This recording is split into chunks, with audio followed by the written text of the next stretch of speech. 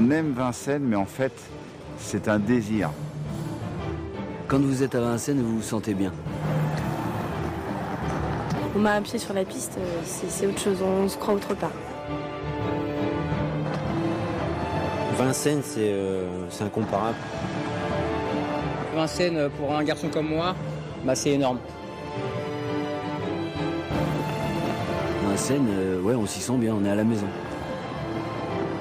Je pense qu'une chose, c'est à pouvoir courir Vincennes. Vincennes, oui, c'est pétillant, c'est champagne, c'est bulle, c'est la fête, c'est le top. Entendre les tribunes hurler dans la ligne d'arrivée, c'est phénoménal aussi, ça, c'est à vivre. Je serai dans les tribunes jusqu'au bout, ça c'est sûr. C'est le meilleur qui gagne. Vincennes est un rêve, Vincennes est une victoire. Tous les matins, on en rêve. On travaille pour ça. Hein. Vincennes, c'est le top, quoi. Vincennes, c'est là que ça se passe. Une victoire à Vincennes, c'est déjà un grand événement. On veut faire partie du spectacle.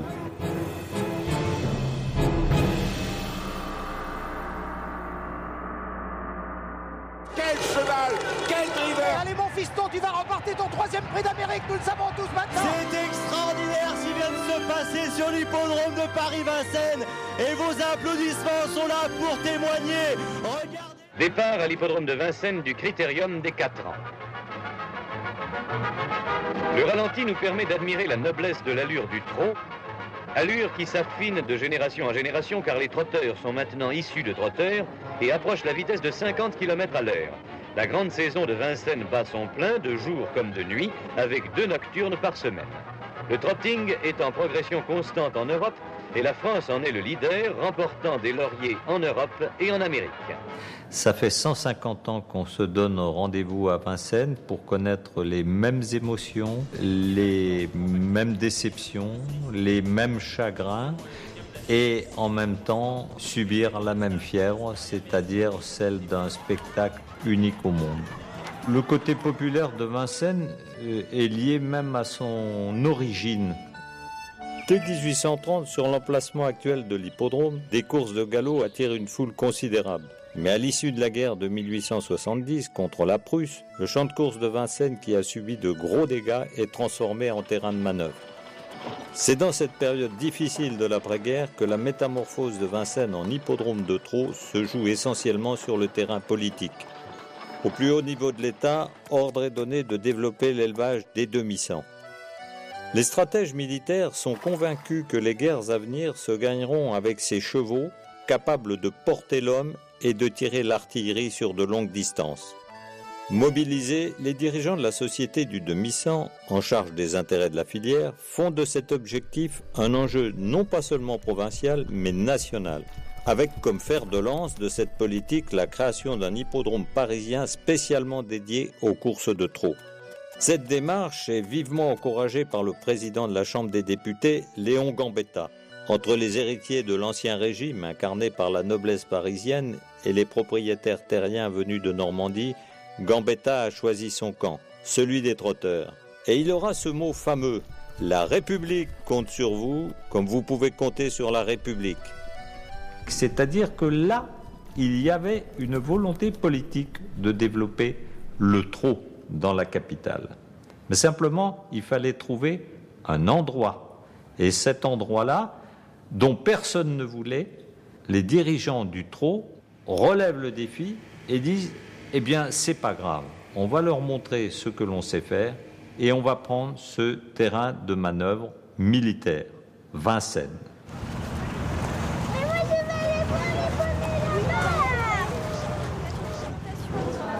C'est bon, on va se renseigner. Bonjour.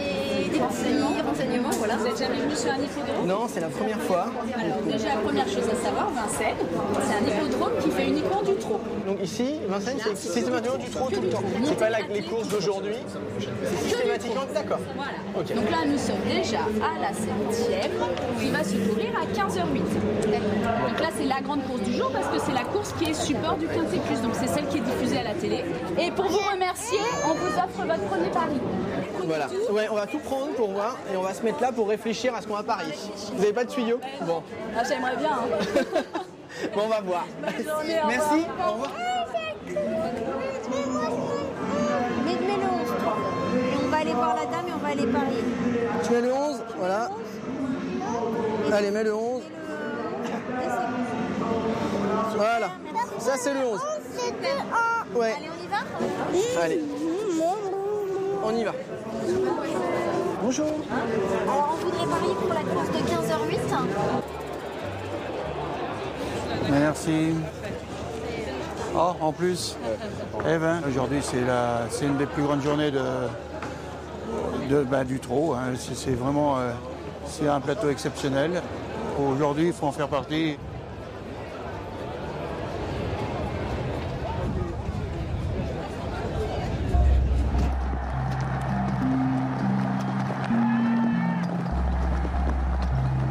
Devant le peu de succès des courses à Vincennes entre la période 1880-1890, la Société du demi-cent considère qu'il faut créer un événement à partir de cette date de 1897. C'est à cette époque-là, on crée le prix du président de la République.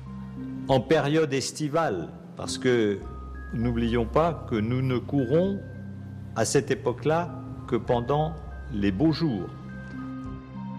Il y a un homme qui est visionnaire et qui s'appelle Philippe Durosier et qui dit « Tant que nous courrons contre les pur-sangs, à la même époque que les pur-sangs, nous n'avons aucune chance de nous imposer comme spectacle de qualité. » Alors on nous a donné un hippodrome qui ne ressemble à rien. Eh bien, on va prendre une époque où personne ne fait de sport, où les chevaux sont à l'écurie et où l'entraînement est complètement hors du sens. C'est l'hiver.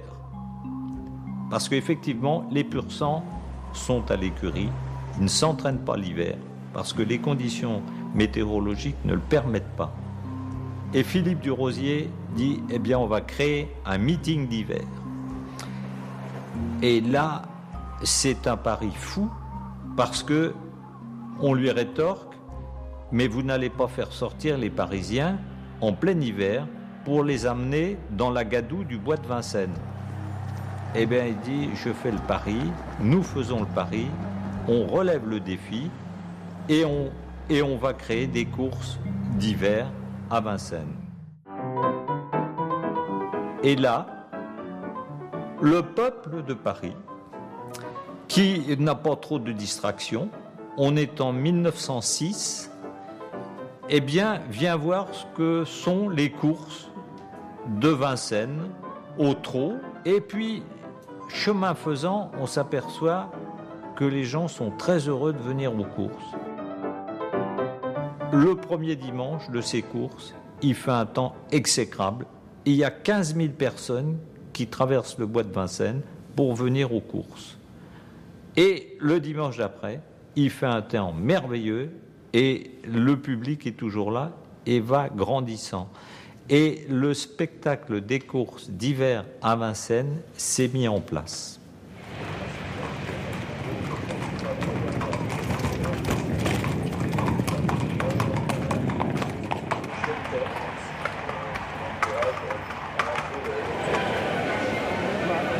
Tu choisis? On dit que parfois c'est les novices qui ont de la chance. Alors donc on te laisse choisir 5. Je laisse choisir 5 chevaux pour voir si tu vas nous trouver les 5 bons numéros. Et qu'on parte à l'île Maurice après, en vacances. Ça, Tiger, Maurice, un 9, numéro 2. Oui, ok. Et dans la 8e course, prise du président de la République, à toi de choisir. Le premier prix d'Amérique est également un événement important puisque c'est l'aboutissement d'une volonté d'imposer un grand prix à Vincennes pendant l'hiver.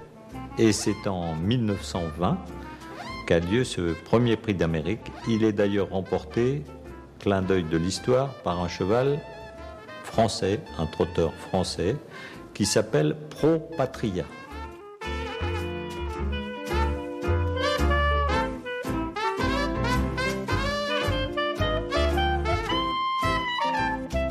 Pendant quelques années, les Français vont jouer pratiquement seuls sur ce prix d'Amérique parce que les étrangers ne sont pas de taille à venir concurrencer les trotteurs français.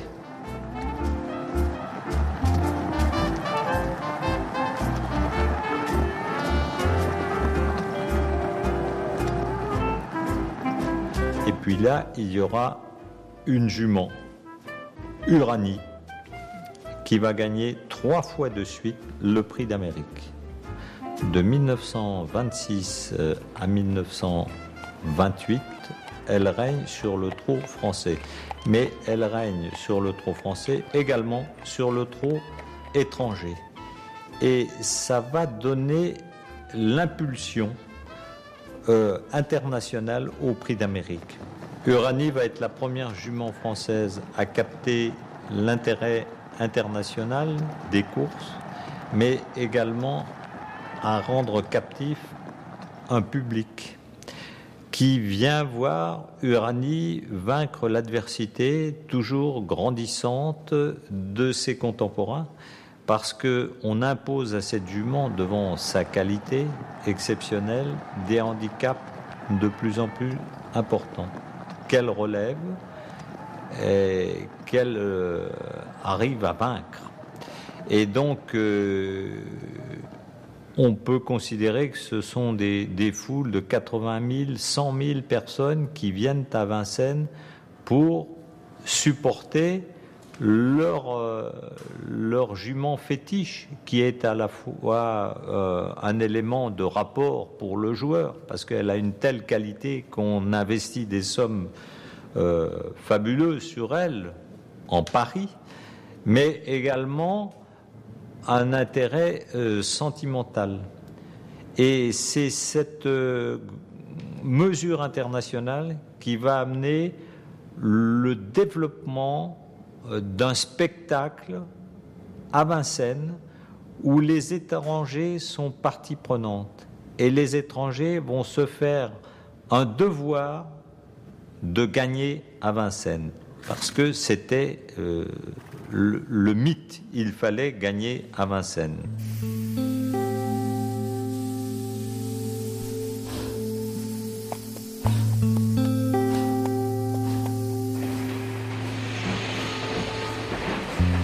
Le vrai Vincennes, c'est le Vincennes d'hiver, c'est le Vincennes où on peut avoir froid, c'est le Vincennes de la neige. Je me souviens, lorsque j'étais enfant, nous avions derrière moi des gravillons. C'est peut-être pas toujours très sympathique pour les hauts talons des femmes, mais voilà, c'était le Vincennes des gravillons. Et puis l'hiver, étant donné qu'il faisait froid, il y avait des braseros. Et les parieurs, le public, venaient se réchauffer autour des braseros. Vous savez, quelque part, on ne détruit jamais son passé, donc nous avons conservé ces pièces. Il faut savoir que ce nouveau Vincennes, qui maintenant quand même a un certain nombre d'années, puisqu'il date des années 80, nous dirons, eh bien, est un Vincennes qui a conservé l'âme ancienne, et on a habillé cette âme ancienne pour obtenir un très grand hall comme d'une voilure de papillon. Parce que toute cette construction, c'est une construction excessivement frêle, fragile. Et c'est peut-être ça qui donne l'esprit encore de modernité que nous avons un certain nombre de dizaines d'années après.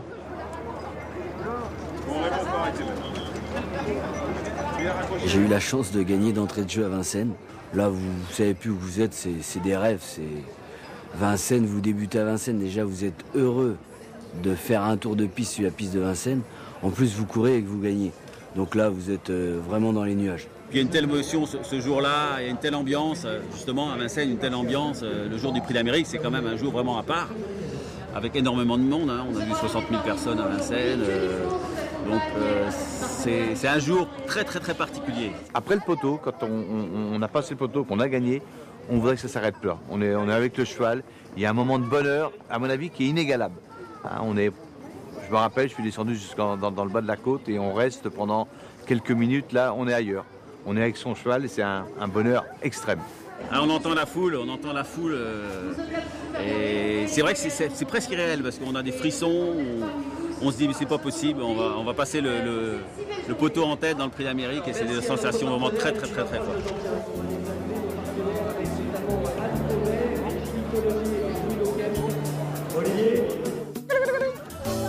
Ah bon, en fin de compte, c'est pas mal parce que moi je m'attendais à ce qu'il y ait vraiment que des chevaux. Hop. Ah bah. Peut-être, mais la tête là-dedans.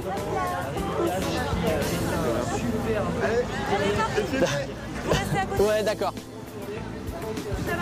Ok. Bon alors Lou, ça va? Tu vois? Ils sont beaux et tout avec l'hippodrome Paris-Vincennes sur la Seine. Félicitations mon champion. Oh, petit champion. Eh bravo.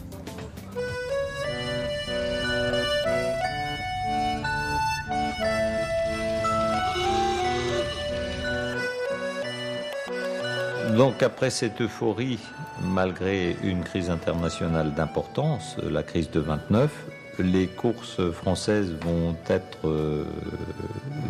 de plus en plus prégnantes, à la fois en enjeux économiques, mais également en termes de distraction pour le public qui les a cette fois-ci adoptées. Et puis, c'est 39-45, la guerre. L'occupant allemand n'interdit pas les courses. Donc, Vincennes va courir de 1941 à 1944. Température très basse a conservé intact le décor hivernal de l'hippodrome de Vincennes où se déroulent les premières courses autorisées depuis la guerre. Reprise brillante malgré le froid, assistance nombreuse où l'on distingue beaucoup de permissionnaires du front.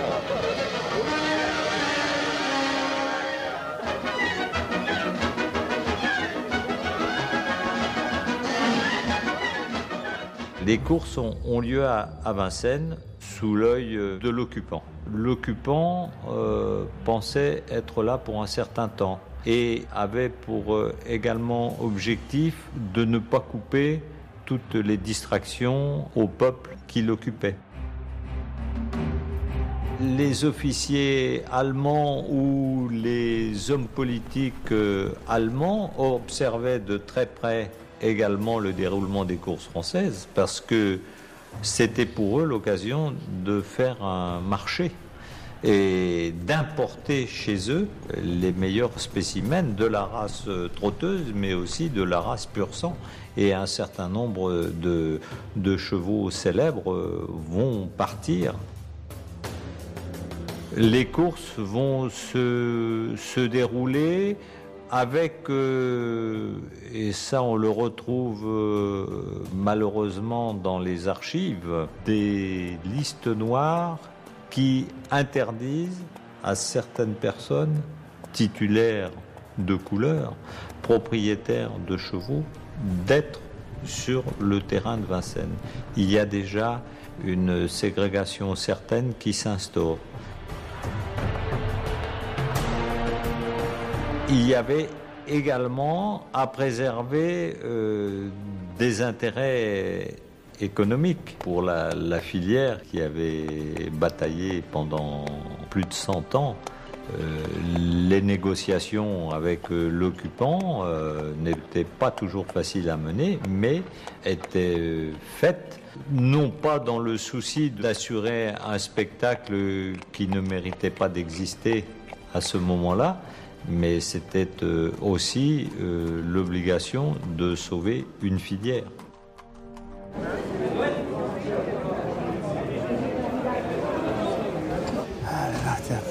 Bon, ça y était ? Ouais. Cette jument, la dernière fois, elle a été disqualifiée de la première place. Elle a eu des petits problèmes d'allure. Alors donc aujourd'hui, on va essayer de remettre les pendules à l'heure. Il faut être à la une tout le temps, il faut être à la pointe du combat et faut toujours, au niveau de l'entraînement, c'est pareil, il faut être au top. Alors, celui qui n'est pas tout à fait au top à Vincennes, à mon avis, il n'a pas beaucoup de chance de gagner une course.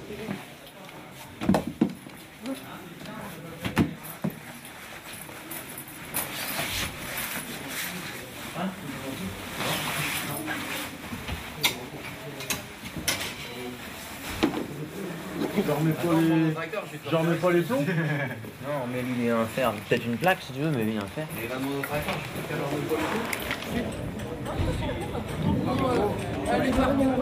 Anthony Varier, c'est un jeune, il a 27 ans. Et il a à peu près 500 victoires, ce qui est énorme. Le stress ne monte pas encore, là, Non, on est bien là. Le stress va monter certainement au moment du départ. Et puis pendant la course. Et pour le moment, tout va très bien. Allez, ça roule. Alors, c'est un bon. Gentil. Elle commence là.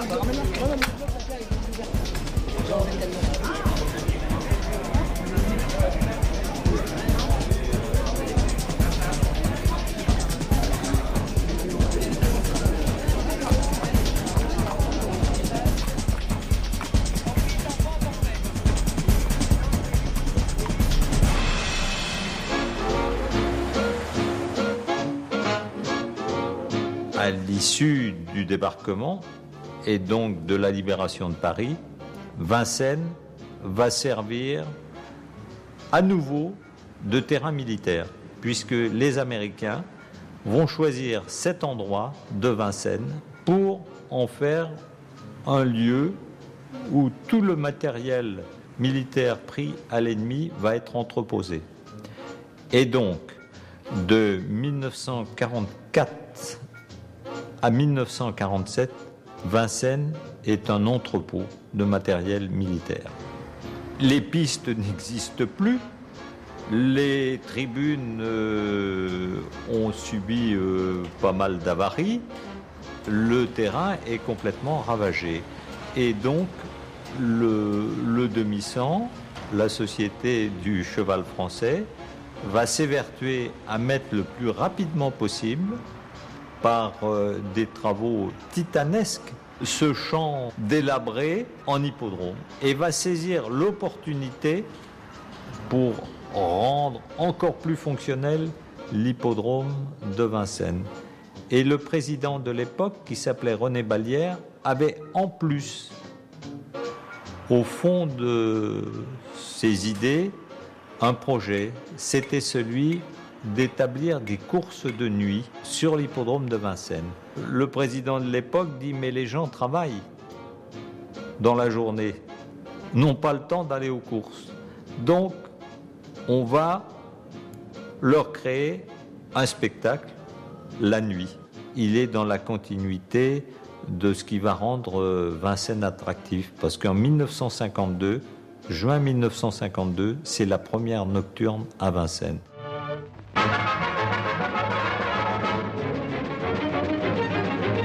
La saison des courses de trot de nuit passe son plein à Vincennes, dont l'hippodrome réunit la grande foule des passionnés à chaque nocturne. 14 équipages attelés sont aux prises sur 2800 mètres pour le prix Saturne, avec une dotation importante.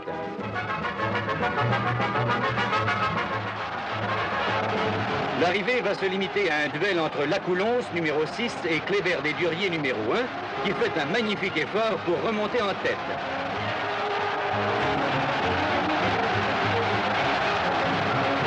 Lacoulonce réussit à garder un net avantage et s'assure une belle victoire.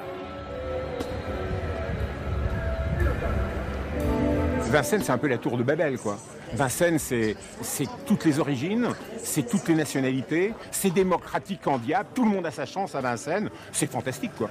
En nocturne, il y a une ambiance, c'est-à-dire qu'il y a les projecteurs qui sont en plein sur la piste. Donc on ne voit que des chevaux, on entend les chevaux à tout près, parce qu'il y a moins de bruit le soir que l'après-midi, donc on est véritablement dans le peloton. Alors tout le monde éclate quand ça passe devant les tribunes, il y a une ambiance d'enfer, c'est-à-dire que quand on aime un cheval, il est presque à vous. Alors, le cheval, on l'a joué une fois, on l'a touché une fois, on a envie de le revoir courir une deuxième fois. Alors on le rejoue, et puis c'est son cheval, c'est mon cheval, il va gagner, mon cheval il arrive, mon cheval passe deuxième, mon cheval gagne, mon cheval a gagné. C'est ça, c'est formidable. Et ça va de plus en plus vite, c'est comme en athlétisme, on descend d'une seconde tous les 2 ans les records et c'est pas fini. On crée les nocturnes à Vincennes pour créer l'événement. On est déjà people.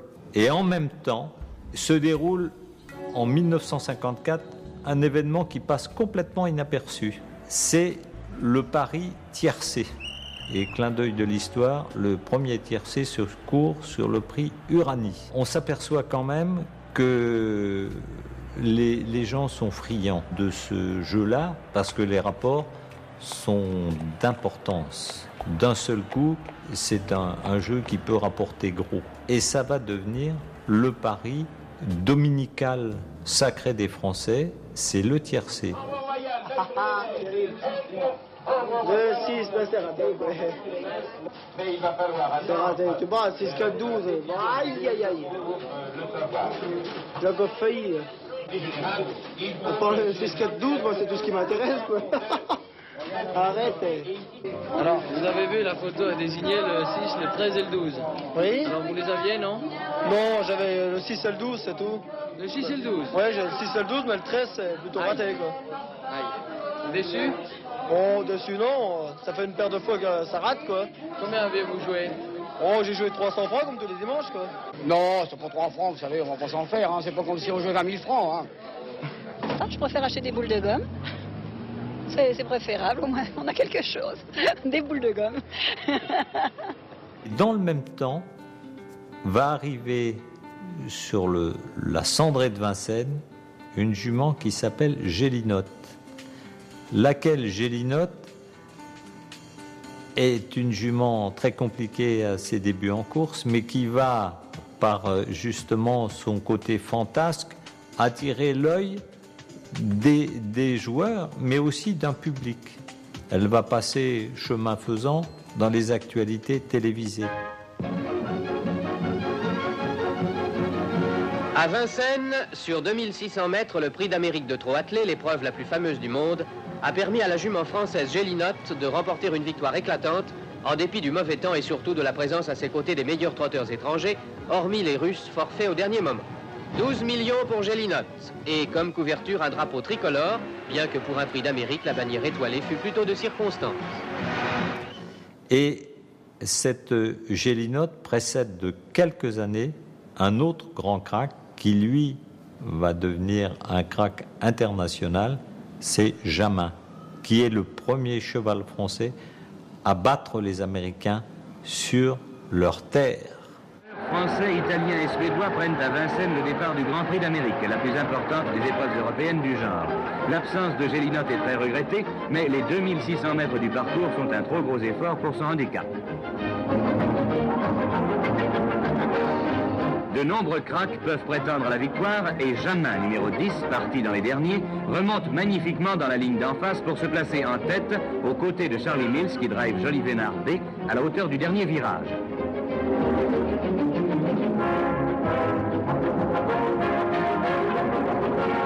Distancé pour allure irrégulière, Jolivet Nardet n'est plus là sur la fin et Jamin fonce vers le poteau sans être inquiété.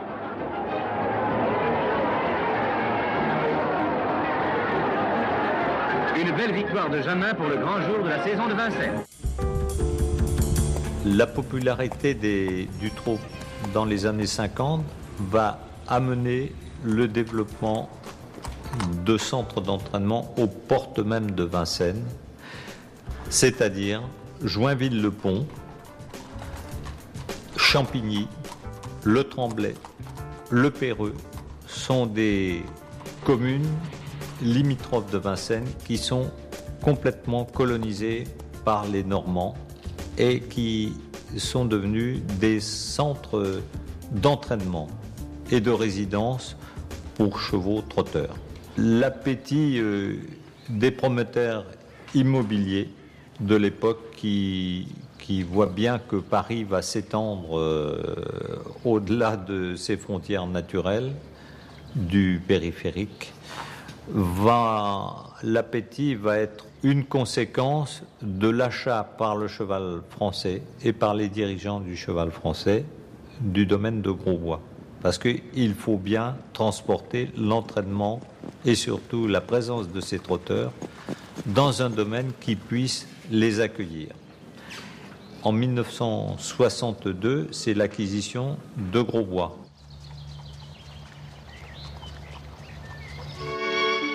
À 20 km de Paris, les trotteurs vont découvrir la vie de château. Aménagé en centre hippique, le domaine historique de Grosbois abritera bientôt quelques 1500 chevaux de course qui, après les équipages du duc d'Angoulême et du maréchal Berthier, profiteront d'installations exceptionnelles. Ces demi-cents qui ont autant que les hommes besoin d'espace vert vont découvrir les 700 hectares de la résidence de Grosbois. C'est dans ce cadre somptueux que les plus privilégiés achèvent leur préparation du Grand Prix d'Amérique, l'épreuve vedette de Vincennes, dont la Loterie nationale a encore rehaussé l'intérêt en offrant aux porteurs de billets du sweepstake, en plus de nombreux lots, 2 gros lots de 1 et 2 millions de francs. C'est grâce à la province qu'il y a des chevaux qui viennent à Vincennes. Donc c'est pour ça qu'il faut respecter tous les hippodromes. Et Vincennes, on l'appelle le temple du trot, c'est exactement ça. Tous les gens de chaque région essayent de peaufiner leurs chevaux pour les amener à Vincennes, pour leur faire passer le poteau. Et ça, c'est la plus belle chose qui puisse arriver à un professionnel. On a toujours opposé Paris à la province. À Vincennes, il n'y a pas d'opposition ni entre Paris ni entre la province. C'est un ensemble qui gagne, qui perd, qu'elle soit petite ou grande. Toutes les victoires de Vincennes sont très belles. Demain à Vincennes, le Prix d'Amérique. C'est la plus grande épreuve de l'année réservée aux chevaux trotteurs. Roch Épine l'a gagnée en 1966, 1967, 1968. Et elle tentera demain la passe de 4, que personne avant elle n'a réussi d'ailleurs. On pourrait en citer beaucoup d'exemples qui vont suivre et qui vont être de la même veine, c'est-à-dire des stars, des chevaux qui attirent les foules. Alain, vous qui aimez les chevaux, votre pronostic pour le Prix d'Amérique? Je crois que ce serait superbe qu'une de Maître termine sa carrière sur une si grande et si importante performance. Et je crois que, compte tenu de sa forme actuelle, ça ne nous semble pas poser de problème. Merci. Et je serais personnellement ravi que Katharina soit juste à côté.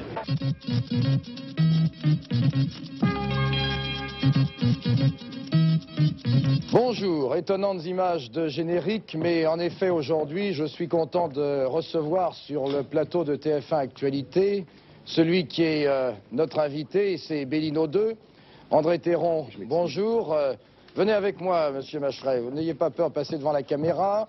J'espère que ce cheval va se tenir tranquille. C'est un beau cadeau que vous nous faites, monsieur Macheret, de nous amener Bellino 2 aujourd'hui sur le plateau, parce que c'est un cadeau de combien de milliards? C'est difficile à évaluer la valeur de ce cheval, et pour moi, il a une valeur sentimentale. Autrement dit, il n'a pas de valeur. En 1975, est lancée l'étude d'un nouveau Vincennes. C'est-à-dire qu'on va moderniser, on va agrandir l'hippodrome de Vincennes. 11h30, André Sellard coupe le ruban symbolique et remet à Albert Diel, président de la Société du Cheval Français, un morceau d'étoffe. Un tour du propriétaire maintenant pour découvrir dans son ensemble l'hippodrome de Vincennes, celui de l'an 2000. Une architecture futuriste, mais élégante, qui a demandé 6 ans de labeur. Les travaux ont nécessité 6000 tonnes de métal et 16 500 mètres cubes de béton. Les nouvelles tribunes mesurent 206 mètres de long, 70 de large et 28 de haut. Des tribunes qui peuvent abriter 25 000 personnes. À l'intérieur, la surface totale couverte est de 10 000 mètres carrés. Et l'hippodrome peut accueillir au chaud 14 000 turfistes.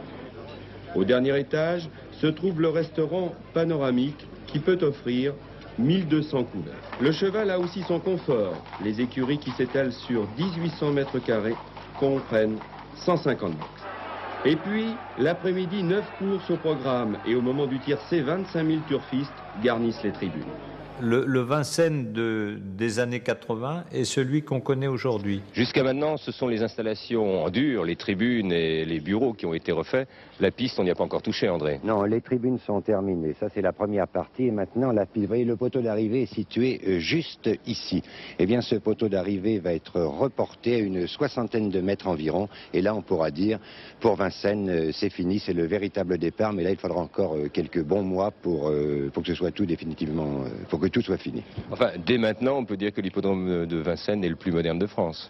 Indiscutablement, oui, c'est à la pointe de la technique et je crois les constructions ne devraient pas décevoir les turfistes qui sont quand même les principaux utilisateurs.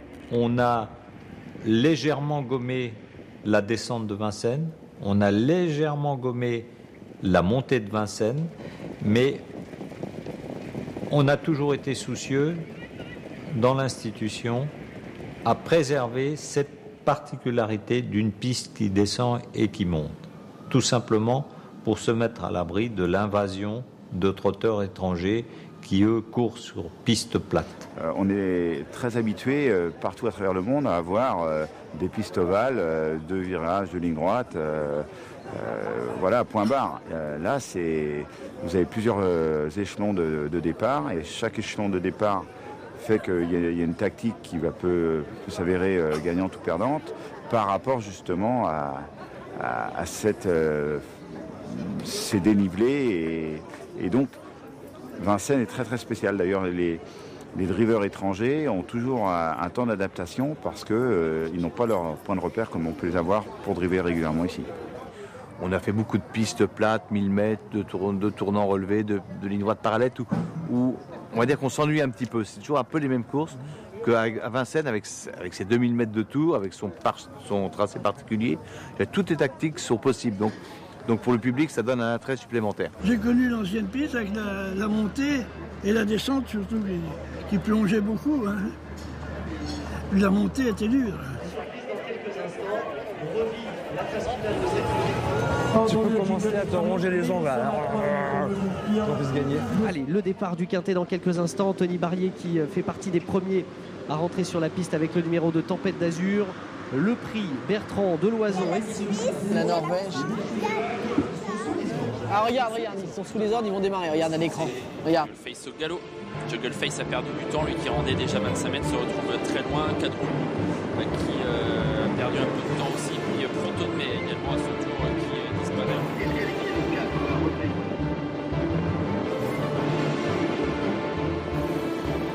Regarde, Loulou, ils arrivent. Regarde. C'est toi, ils arrivent par là-bas, tu vas voir. Tempête d'Azur, le 2. Il a dit Tempête d'Azur. Oui, il a dit Tempête d'Azur, Loulou. C'est le tour et pour l'instant. Joli. 2, 11, 6. Déplacé. Ah, mais il faut qu'il tienne toute la course. Il n'y a pas le 10, ça vient. Oh là. Toujours les mêmes. Striking Action et Juggleface qui a bien roulé. Oh là.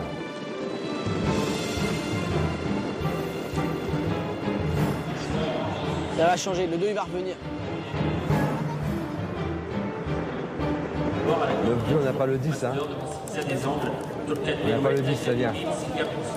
Oh là. Ça va pas vite, hein. Ça va pas assez vite.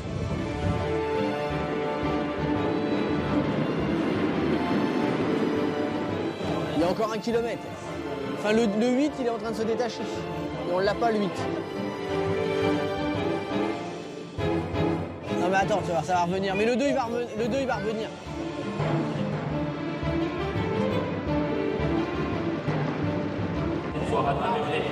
Voilà. Deuxième en troisième position, il y a Tempête. Le 2, il va se remonter.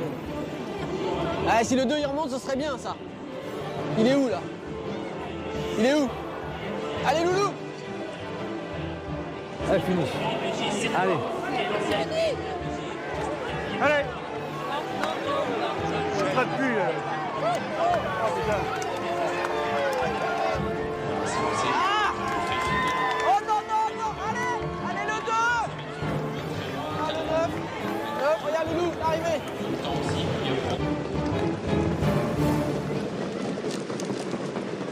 9, 2, 11, 7. Oh là là là là là là là là là là là là. Oh là, oh là, oh là, oh là, oh là, oh là, oh là, oh là, oh là. 9, 2, 11, 7. Le 2, il doit être troisième. Elle court bien, mais à mon avis, un manque de train, ça ne l'a pas servi. 9, 8, 2. Ah oui! Ah bah on a gagné? Ah bah on a au moins gagné quelque chose. Excellent.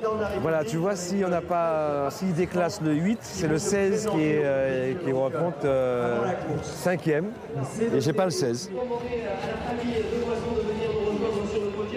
Hein? Ah oui. Il a fallu que tu sois dans le lot. Heureusement que je l'ai pas gardé. Allez, vas-y, Loulou, saute. Ouais. Allez, on va aller récupérer nos gains. C'est le particularisme, j'allais dire, du sport hippique, de la compétition hippique. C'est que vous avez un certain nombre de personnes qui s'identifient quasiment à la propriété du cheval. Peut-être tout simplement parce qu'ils assistent à un spectacle, peut-être aussi parce qu'ils ont mis une petite pièce dessus, mais ils s'identifient au propriétaire. Et quelque part, on les entend presque dire « Oh, mon driver n'est pas bon. Oh, il a fait une erreur. » Et donc, ils sont juges de ce qui se passe en même temps sur la piste. Et ça, c'est quelque chose qu'on ne retrouve pas dans d'autres sports. Au fil du temps, le royaume de Vincennes attendait son roi et il sera baptisé le roi fainéant. C'était Ourasi, complètement désintéressé des choses de l'entraînement. Il s'entraînait quand il le voulait bien. Et Jean-René Goujon en a fait ce cheval mythique qui a gagné 4 prix d'Amérique. C'est un exploit encore aujourd'hui inégalé. Allez, mon fiston, c'est fait, tu l'as gagné ton 3e prix d'Amérique. Et Ourasi, le roi Ourasi, remporte son 3e prix d'Amérique devant Firmin Scudder et McDonough, le 14 qui finit très fort, et Potin d'Amour qui La popularité d'Ourasi était telle que elle déplaçait non seulement les foules de parieurs, mais également le président de la République, puisque François Mitterrand est venu à Vincennes et on lui a présenté Ourasi comme le cheval invincible qui ne serait pas battu dans le prix d'Amérique. Ourasi a du mal quand même, il va devoir lutter avec Poroto, avec Kielagédé. Allez, Ourasi maintenant, prend le meilleur, Kielagédé, encore le meilleur aux abords du poteau. Ça va être très très dur. Oh là là, je crois qu'Ourasi est battu. Il est battu même par Potin d'Amour. Oh, c'est affreux, c'est horrible. Ourasi est battu. Ce jour-là, eh bien, François Mitterrand voyait se consommer la défaite d'Ourasi et remettait le trophée du prix d'Amérique à Roger Baudron. Donc ça, c'était encore un autre clin d'œil comme quoi la glorieuse incertitude du turf touche même les plus grands présidents. Bravo Roger. Quand Ourasi court, la France entière est suspendue au fait que Ourasi va-t-il faire son pipi avant la course? Connaissez-vous la bonne nouvelle? Ourasi a enfin uriné. Et vous savez très bien que lorsqu'Ourasi n'urine pas avant une course, il a toujours été battu à Vincennes. Hier à midi, dans les coulisses de l'hippodrome de Vincennes, les turfistes étaient enfin rassurés. Le crack avait uriné avant la course. Ce n'est pas une plaisanterie. Depuis 1 an, Ourasi souffre d'une infection urinaire qui lui a parfois fait perdre tous ses moyens. Tout le monde attendait donc ce moment crucial, celui où le champion soulagerait sa vessie. Et vous, ça vous soulage alors? De savoir comment je fais, c'est soulagé? Oui, bien sûr. Ourasi qui possède maintenant une longueur d'avance sur Potin d'Amour qui finit très très fort alors que Poroto plafonne et que Pussycat se défend chèrement le long de la corde. Sur la fin, Ourasi reste détaché et va remporter ce prix d'Amérique devant Potin d'Amour. 3e place à Poroto, 4e place à Pussycat. Ça y est, c'est fait. Quand, mon frère a eu son problème cardiaque et puis qu'il ne pouvait plus driver, il a été quand même paralysé. Il a fallu que... c'est moi qui l'ai remplacé derrière Ourasi. Minou, c'est fantastique. Qu'est-ce que vous me dites tout de suite? Je vous dis oui, c'est fantastique. Minou, ça fait le 3e? Oui, pour moi, c'est mon 3e prix d'Amérique. Je suis content. Bon, le 4e pour Ourasi, mais je suis surtout content pour mon frère d'avoir réussi à gagner cette course. C'était très émouvant. Puis moi, j'étais tellement heureux de pouvoir offrir ça à mon frère. C'était une belle joie ce jour-là. Il y a des images qui me reviennent, surtout de l'ambiance, c'est tout le dernier prix d'Amérique. Il y avait des banderoles stipulant des gens, faites-le pour Jean-René, en parlant à Ourasi. Toute sa carrière, à Jean-René comme à moi, on l'a eu à Vincennes, on l'a eu un petit peu à l'étranger, mais enfin, c'est Vincennes pour nous. Si on n'avait pas eu Vincennes, on s'appellerait peut-être pour les Goujons. Après le roi, une reine, Hélène Anne Johansson. En soufflant la victoire à Ourasi avec Ina Scott, elle aura marqué l'histoire du prix d'Amérique. Depuis 1920, elle était la première femme à participer. Elle gagne dès sa première apparition. il a fallu attendre les années 75, 76 pour que, effectivement, un petit cercle appelé le cercle des cavalières, quelque part bouscule les habitudes et le code des courses au trot, et qu'enfin les cavalières puissent driver, mener, entraîner. Alors vous savez que la première fois où nous avons ouvert le Prix d'Amérique à une femme, c'était Johansson, une Suédoise, elle a gagné ce Prix d'Amérique. Alors que quelques années avant, une Russe, Maria Burdova, avait voulu courir son Apex Hanover et qu'on lui avait interdit de le faire parce que, en France, les femmes ne pouvaient pas driver dans les courses en public. La femme est l'avenir de Vincennes, on espère. Ça c'est une chose qui est sûre en tout cas. Avec Nathalie Henry qui nous gagne le président de la République. Non, je pense qu'on va y arriver. L'avenir de Vincennes, oui, s'écrit de plus en plus au féminin, notamment avec toutes les jeunes filles qui ont un petit poids et qui en profitent donc pour le trot monté. Au trot attelé, ça tarde à venir encore parce que je pense que c'est beaucoup plus compliqué. Mais Dieu merci, les filles ont quand même fait un sacré trou au monté. De par la nouvelle monte amenée par Philippe Mascal, il ne faut pas l'oublier, notre pionnier. Yves Dru, quand j'étais gamin, c'était lui qui gagnait tout. Donc déjà, il était penché en avant. Donc ça a été un peu à mettre. Avec le temps, on a pensé que cette fonte-là était bonne. Et derrière, il y a eu Philippe Mascal qui, lui, en plus de se mettre à l'avant, avait raccourci ses étriers. Je montais en avant, déjà en Belgique depuis un petit temps. Et quand je venais à Vincennes, je n'osais pas le faire parce que j'avais des regards critiques des autres. Cette monte-là, quand même, est une monte révolutionnaire. Le trot monté est devenu une discipline agréable à regarder. Je pense que le grand public porte un autre œil sur cette discipline avec cette monte-là. C'est plus esthétique, on va dire.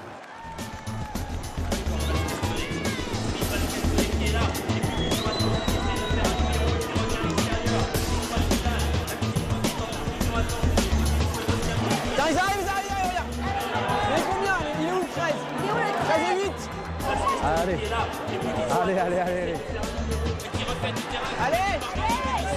Regarde, il va remonter. Regarde, il remonte le 13. Allez, Marielle. Il va se faire frapper Marielle. Allez. Regarde le 13. T'as vu la remontée? Waouh. T'as vu? Excellent. Bon, attends. Et elle a gagné. Deux courses. Deux gains. Bon, attends. Enquête. Oh. Alors ça veut dire quoi? Sur les allures du train. Bon, pour l'instant, on sait rien. On jette pas nos tickets, on jette rien, on attend. On y va. Oui, on va aller voir les chevaux plus près, on va aller voir le podium. Le numéro 13 arrivé premier, il est disqualifié. Oh non! On a perdu. Il est disqualifié le 13. Bah oui, ils sont pas sympas. C'est toi qui me dis, on a déjà gagné le 2. On a déjà gagné le 2. On a gagné le 2. On va aller voir après ce qu'on a gagné. On a déjà gagné le 2 déjà. Ouais, tu vas aller voir les chevaux? On va aller voir les chevaux pour consoler.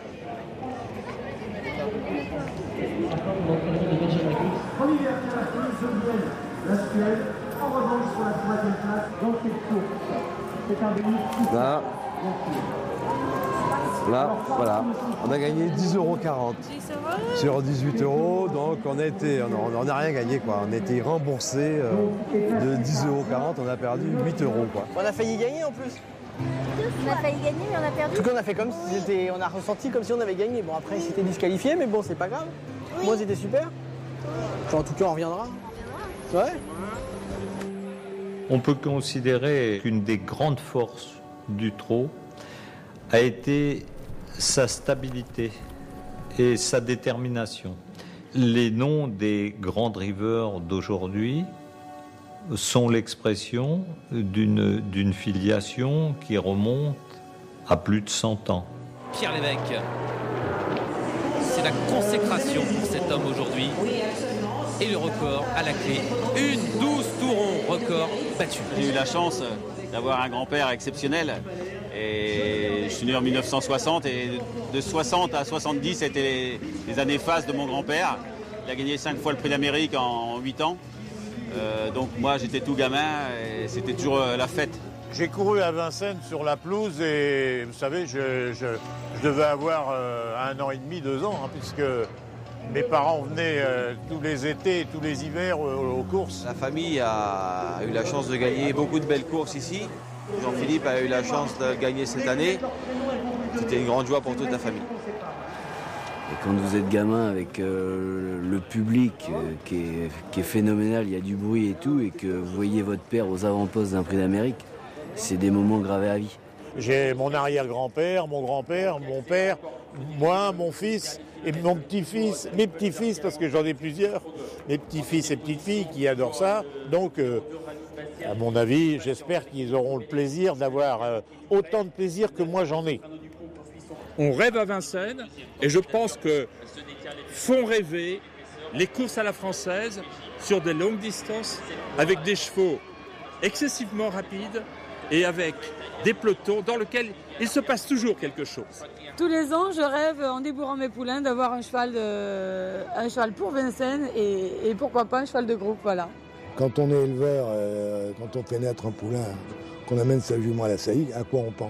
Au prix d'Amérique ou à Vincennes?